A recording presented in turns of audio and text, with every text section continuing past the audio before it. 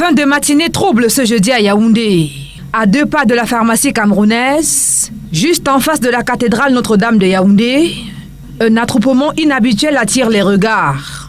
Au centre de toutes les attentions, un taxi garé. À l'intérieur, le silence, celui de la mort. Ibrahim Charé, 42 ans, n'ira plus jamais au dépôt. Le chauffeur, père de famille, a rendu l'âme dans des conditions qui font encore frissonner. Je parle ici en flamme.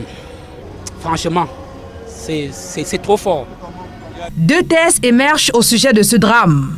La première, une altercation avec des passagers. Il a porté les gens dans la voiture. Bon, il a constaté que ce sont des mauvaises personnes. Il arrive ici, il gare la voiture, il sort maintenant. Les gars voulaient faire la force avec lui. Bon, ou bien ils ne voulaient pas payer, on ne sait pas. Ils ont eu à s'échanger des mots, à se tirailler. À un moment donné, l'autre sort le mouchoir. Il envoie maintenant dans la face. Quelques minutes, le gars a perdu connaissance. Il a commencé à dandiner. Une fois, il est tombé. Selon d'autres personnes, on parle d'une affaire de bons de carburant qui aurait mal tourné. Comme c'est tiraillé là, après il y a un type inconnu.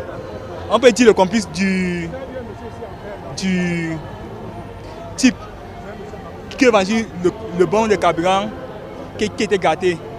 Et comme il a vendu le bon du carburant qui était gâté, maintenant le type là dit que si tu veux qu'on te fasse quelque chose, nous on va descendre à appeler le renfort.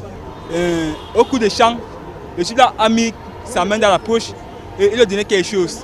Du coup, quand il a donné maintenant quelque chose, moi maintenant je n'ai pas vu l'action. J'ai seulement vu comment le type est tombé. Sur place, ses confrères taximens sont sous le choc. Le corps sans vie d'Ibrahim a été évacué vers un hôpital de la capitale.